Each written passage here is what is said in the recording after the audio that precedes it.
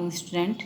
Our last class we started chapter 5 combustion and flame, जिसके दौरान हम टॉपिक combustion को रीड कर चुके थे. Today we will continue our chapter 5 और इसमें हम आज पढ़ेंगे टाइप्स ऑफ combustion. कितने प्रकार के combustion होते हैं.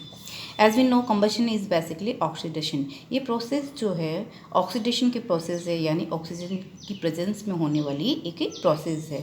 कभी कभी इस कंडीशन के दौरान very slow rate with a continuous release of energy. इसके अंदर ये जो कम्बशन होता है बहुत धीरे धीरे होता है और साथ ही से जो एक एनर्जी होती है वो रिलीज होती रहती है. द प्रोसेस ऑफ रस्टिंग, जैसे oxidation of iron in presence of moisture. Moisture में अगर आप आयरन को रखते हो तो उस पर रस्टिंग लगना. इसी तरह से डाइजेशन ऑफ फूड, फूड का ऑक्सीडेशन होना. ये एग्जाम्पल जो है वो स्लो कम्बशन का है, मतलब धीरे धीरे होने वाली प्रोसेस का एग्जाम्पल है. इसी तरह से सेकंड, रैपिड कम्बशन. ये types of combustion in which substance burning quickly to produce a lot of heat and light. ये फटाफट क्विक होने वाली प्रोसेस है जिसके दौरान हीट और लाइट जो है वो प्रोड्यूस होती है. एग्जाम्पल में अगर हम बात करें तो मैच स्टिक और lighter is brought near the gas burner. अगर गैस बर्नर के नियर लाओगे तो वो स्टार्ट कैसे होगा, इमीडिएटली स्टार्ट हो जाती है और इससे हीट और लाइट जो है इवोल्यूट होती है. थर्ड है spontaneous combustion. A type of combustion in which substance burn suddenly into flame without any external heat और अपेरेंट कॉजेज. ये इस तरह का कम्बशन है जिसके अंदर ये अचानक से ये फ्लेम के अंदर बर्न हो जाता है और बिना किसी हीट के और बिना किसी कारण के ही जलने लग जाता है. एग्जाम्पल में sodium, phosphorus burn spontaneously when expose to air. अगर आप इनको हवा में रख दोगे तो ये अचानक से बर्न हो जाते हैं. इसी के अलावा आपने फॉरेस्ट फायर के बारे में भी सुना होगा. ये भी एक अचानक से स्पॉन्टेनियस कम्बशन का ही एक एग्जाम्पल है. नेक्स्ट है एक्सप्लोशन. ये types of combustion in which large amount of heat and light is evolve with A sound, loud sound. बहुत तेज़ की आवाज़ के साथ में अचानक से ये भी बर्न करने लग जाती है बहुत सारी हीट के साथ में.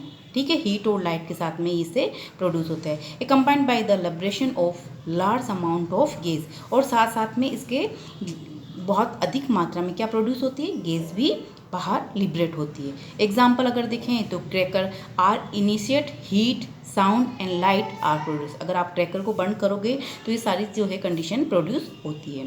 कंबशन को can be classified into complete and incomplete combustion में भी डिवाइड कर सकते हैं. कंप्लीट कंबशन का मीन्स होता है combustion in which substance get completely burn to form a highest oxide to the substance is called complete combustion.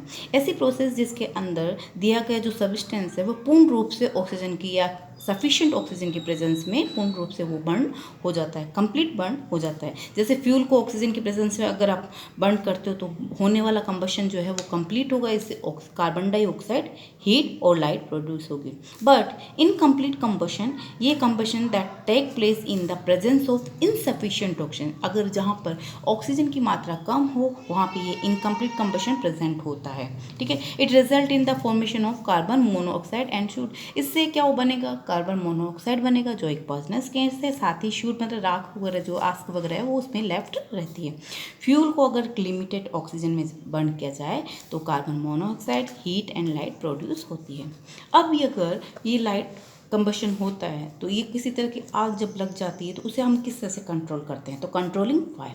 Fire can be control by the removing the combustible substance, cutting off the air supply और cooling down the combustible substance below in initial temperature. Fire को आप control कर सकते हो जो combustion substance है उनको हटाकर, या फिर उनको वहाँ पे ऑक्सीजन की प्रेजेंस नहीं दी जाए, क्योंकि जलने के लिए किसकी आवश्यकता होती है, ऑक्सीजन की. तो उसको एयर सप्लाई जो है उसको कट कर दिया जाए, या फिर जो कंबशेबल सब्सटेंस है उसको कूलिंग डाउन कर दो. उसका इनिशियल टेम्परेचर नहीं होगा तो वो वैसे भी बर्न नहीं होगा. ठीक है, different way to control fire. अब फायर को हम किस वे से कंट्रोल कर सकते हैं. पहला है by using water, normal condition है जिसे हम ज़्यादातर यूज़ करते हैं। Water is the most common fire extinguisher, it cool down many combustible substance below their initial temperature. Water जो है एक कॉमन एक फायर एक्सटिंग्विशर है, ये क्या करता है, जो भी दिया गया सब्सटेंस है जलने वाला उसके इनिशियल टेम्परेचर को डाउन कर देता है। The water vapour formats around the combustible substance A cut off the air supply. ये जो कंबस्टेबल सब्सटेंस है उसके चारों ओर वाटर वेपर भाप बना देता है, वाष्प बना देता है, जिससे क्या होता है वहाँ पे एयर की सप्लाई कट हो जाती है। Water can be use to put off fire caused by wood और पेपर। ये लकड़ी और पेपर पे लगने वाले आग को भी वाटर से बुझाया जा सकता है।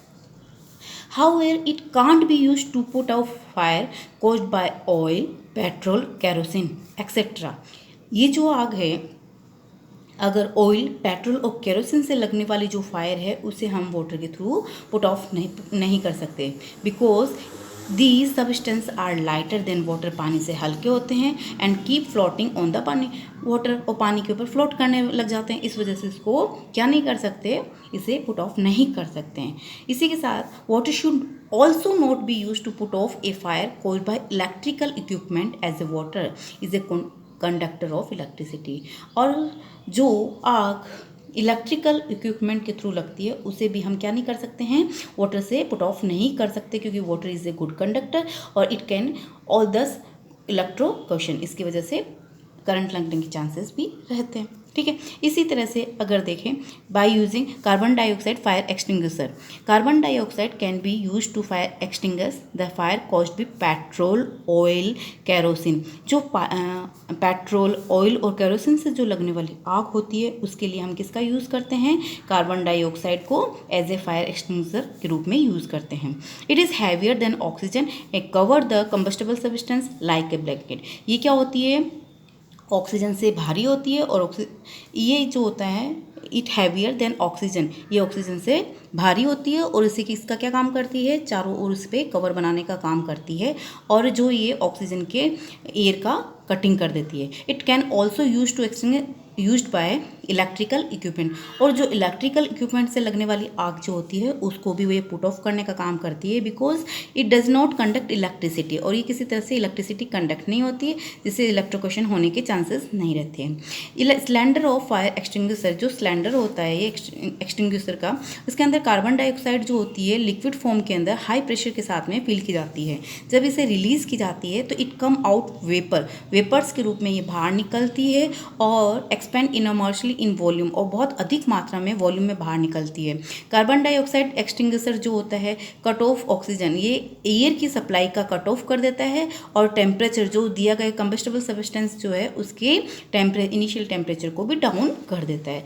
साथ ही by using a blanket, normal जो पर्सन को क्लॉथ केज फायर होती है तो ऐसी कंडीशन में ये जो ब्लैंकेट होती है should be wrapped around his body, उसके चारों ओर बॉडी पे लपेट देना चाहिए, और cut off the air supply there extinguisher the fire, और इस तरह से एयर की सप्लाई को कट कर देते हैं और एयर फायर जो होती है वो क्या हो जाती है, पुट ऑफ हो जाती है। Thank you.